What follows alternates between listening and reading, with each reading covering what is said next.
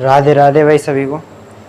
अपन biology पढ़ रहे थे और जो बायोलॉजी का पिछला लेक्चर था उसमें हमने स्केलेटन सिस्टम यानी कि कंकाल तंत्र का पूरा टॉपिक क्लियर किया था, जिसमें हमने हड्डियों के बारे में बात की, उनके नाम जाने, 206 हड्डियाँ किस किस प्रकार हमारे शरीर में पाई जाती हैं, उन सभी को हमने डिस्क्राइब किया था। ठीक है, आज हम एक नया टॉपिक अपना स्टार्ट करते हैं जिसका नाम है टिश्यू। हिंदी में क्या बोलते हैं, इसको ऊतक बोलते हैं। अब ये कितने प्रकार का होता है, क्या होता है, उस सब चीज़ के बारे में बात करेंगे, है ना। देखो क्या होता है ऊतक, है ना। अब देखो टिश्यू दरअसल होता क्या है। मैंने आपको कोशिकाएं पढ़ाई, है ना, कोशिका क्या होती है, सेल क्या होती है, उनके बारे में पढ़ा। जब समान कोशिकाओं को मिला दिया जाता है ना, जब समान कोशिकाओं को मिला दिया जाता है तो क्या बनते हैं, ऊतक बनते हैं। क्या बनते हैं, टिश्यू बनते हैं। अब अलग अलग प्रकार के टिश्यू होते हैं। अब जैसे कि मैं बात करूं, है ना, क्या अपने पास पहला पॉइंट निकल के आया है कि भाई समान कोशिकाओं के मिलाने से क्या बनता है, टिश्यू बनता है। समान कोशिकाओं के मिलाने से क्या बनते हैं, टिश्यू बनते हैं। ठीक है, इतनी सी बात आई आपकी समझ में। अच्छा, इसके बाद अगला पॉइंट क्या है, अगला पॉइंट ये है कि देखो हर अपनी जब साइंस की बात करते हैं तो प्रत्येक सब्जेक्ट के लिए या कहें कि प्रत्येक टॉपिक के लिए एक अलग से ब्रांच है साइंस की। जैसे मैं बात करूं भाई कोशिका पढ़ना है तो कोशिका साइटोलॉजी के अंदर पढ़ी जाती है, जिसे हम कोशिका विज्ञान कहते हैं। या इसी प्रकार जो ऊतक है यानी टिश्यू है, इसका भी एक ऊतक विज्ञान के अंतर्गत है, अंतर्गत इसका अध्ययन किया जाता है, ऊतक विज्ञान, जिसको इंग्लिश में क्या बोलते हैं, ऊतक विज्ञान, जिसको इंग्लिश में बोलते हैं हिस्टोलॉजी। क्या बोलते हैं, हिस्टोलॉजी। हिस्टोलॉजी क्या बोलते हैं, हिस्टोलॉजी बोलते हैं। क्या बोलते हैं, हिस्टोलॉजी बोलते हैं, है ना। आई थिंक आपको बातें समझ में आ रही होंगी। अब देखो जब हम बात करते हैं ऊतक विज्ञान, तो सबसे पहले ऊतक विज्ञान के बारे में किसने बताया, ऊतक के बारे में किसने बताया, तो उसका नाम आता है मार्सेलो मेलपीगी। क्या आता है, मार्सेलो मेलपीगी। मार्सेलो मेलपीगी, इन्होंने सबसे पहले हिस्टोलॉजी जैसे सब्जेक्ट का निकाला कि भाई टिश्यू चीज़ होती है, कोई कुछ समान कोशिकाओं को मिलाकर टिश्यू बनता है, ऊतक बनता है। और उस ऊतक का जिस साइंस की ब्रांच के अंतर्गत अध्ययन किया जाएगा उसे क्या बोलेंगे, ऊतक विज्ञान बोलेंगे, हिस्टोलॉजी बोलेंगे। अब ये जो ऊतक होता है, टिश्यू होता है, ये 4 प्रकार का होता है। कितने प्रकार का होता है, 4 प्रकार का होता है। कौन कौन से टाइप हैं इसके, है ना। तो देखो पहला है मस्क्यूलर टिश्यू। क्या है, मस्क्यूलर टिश्यू, जिसे हिंदी में क्या बोलते हैं, पेशीय ऊतक बोलते हैं। क्या बोलते हैं, पेशीय ऊतक बोलते हैं। ठीक है। अच्छा, दूसरा कौन सा होता है, दूसरा है आपका नर्वस टिश्यू, जिसे हम बोलते हैं तंत्रिका ऊतक। क्या बोलते हैं, तंत्रिका ऊतक। ठीक है, इतनी सी बातें आपके समझ में। तीसरा होता है आपका कनेक्टिंग टिश्यू, है ना, और उसको बोलते हैं संयोजी ऊतक। संयोजी ऊतक, कनेक्टिंग टिश्यू ऊतक, है ना। और लास्ट है आपका एडिपोज यानी कि उपकला ऊतक। क्या है, उपकला ऊतक। उपकला ऊतक,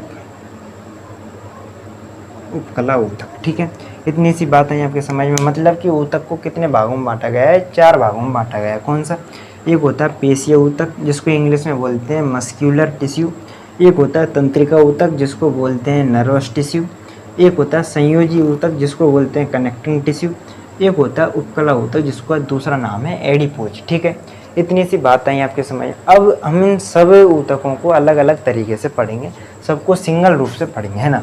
अब देखो हम बात करते हैं पहले पेशीय ऊतक के बारे में। पेशीय ऊतक के बारे में क्या क्या चीज़ है ना।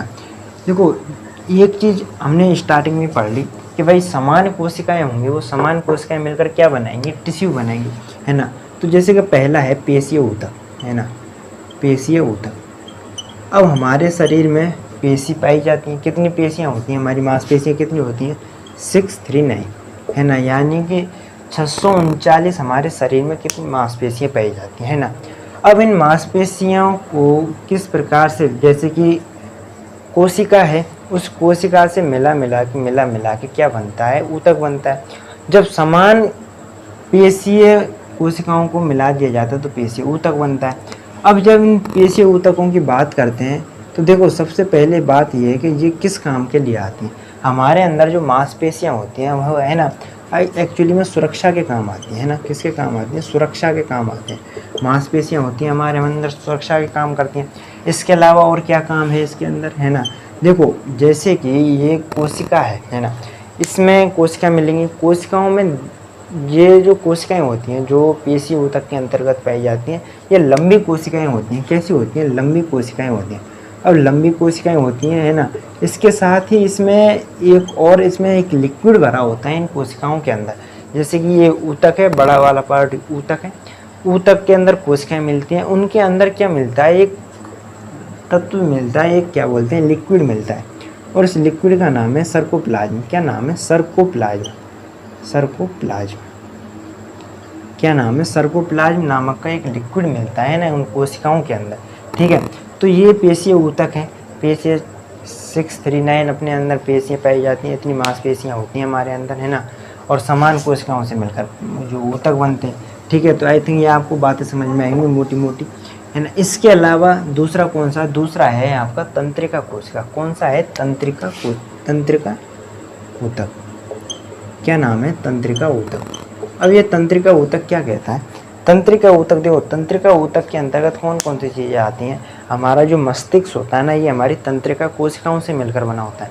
हमारी ये मेरु रज्जु होती है, एक तो रीढ़ की हड्डी होती है, रीढ़ की हड्डी के अंदर मेरु रज्जु मतलब कि जो पूरी वायरिंग हो रखी है, पूरा जो हमारे शरीर का सिस्टम है, हमारे शरीर की जो संवेदी तंत्रिकाएँ हैं, वो इसी के माध्यम से हमारे मस्तिष्क से जुड़ी हुई हैं। तो वो सारी किस चीज़ों से मिलकर बनी होती है? तंत्रिका ऊतक से मिलकर बनी होती हैं। चाहे हमारी मेरु रज्जु हो, चाहे हमारा मस्तिष्क हो, और भी तंत्रिका कोशिकाएं किससे मिलकर बनी होती हैं? तंत्रिका ऊतकों से मिलकर बनी होती है ना। यानी कि एक तो मस्तिष्क हो गया, मस्तिष्क के अलावा हम बात करें स्पाइनल कॉर्ड, जिसे का क्या बोलते हैं? मेरु रज्जु। क्या बोलते हैं? मेरु रज्जु, है ना। इन चीज़ों से मिलकर बनी होते हैं। अब एक चीज़ और जो आपको ध्यान रखनी है, क्या चीज़ ध्यान रखनी है? कि भाई इसमें सेंट्रोसोम नहीं मिलता, है ना, सेंट्रोसोम नहीं मिलता। अब सेंट्रोसोम नहीं मिलता, इसकी कहानी क्या है? जब मैं आपको कोशिका पढ़ा रहा था तो उसमें मैंने सेंट्रोसोम के बारे में बताया। इसको हिंदी में क्या बोलते हैं? तारककाय बोलते हैं। अच्छा, इसकी भूमिका क्या होती है? तारककाय दरअसल कोशिका विभाजन में हेल्प करता है। अब कोशिका विभाजन में कैसे, सेल डिवीजन में कैसे हेल्प करता है? कि जो कोशिका है, यदि वो कहीं से कट पट गई है, कहीं से खराब हो गई, तो जो दूसरी कोशिका है वो नई कोशिका का निर्माण करेगी। तो इन कोशिकाओं में क्या? सेंट्रोसोम नहीं मिलता, तो यानी कि नई कोशिकाएं नहीं बन पाती। इसलिए आपने जब देखा होगा कि यदि किसी व्यक्ति के शरीर में या मेन रूप से यदि मस्तिष्क में चोट लग जाती है ना, तो उसका बचना बहुत मुश्किल होता है ना, बहुत असंभव है कि भाई बच जाए, क्योंकि उसमें क्या, नई कोशिकाओं का निर्माण हो नहीं सकता। ठीक है, बात आई आपके समझ में? इतनी सी छोटी सी बात है इसमें, है ना, तंत्रिका कोशिका। इसके बाद कौन सा है? इसके बाद है आपका कनेक्टिंग टिश्यू, जिसको क्या बोलते हैं अपन? संयोजी ऊतक। क्या बोलते हैं? संयोजी ऊतक। कौन सा है तीसरा अपना? संयोजी ऊतक, कनेक्टिंग टिश्यू, है ना। अब ये संयोजी ऊतक क्या कहता है? संयोजी ऊतक में जैसे कि अपन रक्त की बात करें, ब्लड की बात करें, लसिका की बात करें, इसके अंदर कनेक्टिंग टिश्यू आते हैं। इनका काम क्या होता है? हमारे शरीर के जो अंग हैं, अलग अलग अंग हैं, उन अंगों को जोड़ने का काम होता है। किसका होता है? कनेक्टिंग टिश्यू का होता है, संयोजी ऊतकों का होता है। ठीक है, रक्त हो गया, लसिका हो गया, ये संयोजी ऊतक है। ठीक है, ये नॉर्मल सी बात है। इसके बाद कौन सा है अपना? इसके बाद है अपना उपकला ऊतक। कौन सा है? उपकला ऊतक। ठीक है, अब इसका काम क्या होता है उपकला ऊतक का? उपकला ऊतक दरअसल जो हमारी त्वचा होती है ना, ये किससे बनी होती है? उपकला ऊतक से बनी हुई होती है। कौन सी? त्वचा। किससे मिलकर बनी होती है? उपकला ऊतकों से मिलकर बनी हुई होती है ना त्वचा हमारी, पूर्ण रूप से। ठीक है, अब देखो एक चीज़ और समझना है, इसमें एक और काम होता है। इसका क्या काम होता है? वसा संग्रहण का काम होता है इनका, है फैट संग्रह का, है ना, फैट को इकट्ठा करने का काम करती है। अब फैट को इकट्ठा करने का काम करती है, और आपको फैट के बारे में कुछ बेसिक चीज़ें पता होनी चाहिए। देखो, फैट दरअसल एक तरीके से आप समझो कि जो रुई होती है ना, कपास होती है, जैसे हम कॉटन कहते हैं, एक तरीके से उस तरीके की होती है ना बस। अब इसमें होता क्या, देखो, मतलब कि उसमें स्थान ज़्यादा घेरती है, लेकिन उसमें वजन बहुत कम होता है ना। रुई में स्थान ज़्यादा घेरती है, लेकिन उसमें वजन बहुत कम होता है। एक तो आप लोहे 1 किलो लोहा लीजिए और आप 1 किलो रुई लीजिए, तो स्थान ज़्यादा गिरेगी, है ना, लेकिन वजन भी कम होगा, है ना। आई थिंक आपको बात समझ में होगी। वसा उसी प्रकार का होता है, रुई के टाइप का होता है, यानी कि स्थान ज़्यादा गिरता है लेकिन वजन कम होता है। अब इस वसा की बात करें तो जो पुरुषों में, मेल में जो वसा होता है वो कम होता है, और जो फीमेल में होता है, जो वसा की मात्रा होती है वो ज़्यादा होती है। इसीलिए आप देखना कभी कि जो 55-60 किलो की जो महिला है ना, वो भी बहुत मोटी लगती है अपने को, क्योंकि उसमें फैट की मात्रा ज़्यादा होती है ना, महिलाओं में फैट ज़्यादा मिलता है। लेकिन वहीं आप देखोगे कि 55-60 किलो का जो बंदा होता है, कोई भी लड़का होता है, वो दुबला पतला सा होगा, है ना। तो आई थिंक ये आपको समझ में आ गया होगा कि भाई जो फैट होता है वो महिलाओं में ज़्यादा होता है, लेकिन जो पुरुषों में होता है वो कम होता है। इसीलिए जो पुरुषों का जो शरीर होता है वो बहुत ज़्यादा गठीला होता है, क्योंकि उसमें फ़ैट की मात्रा कम मिलती है। अच्छा, फैट बढ़ता किससे?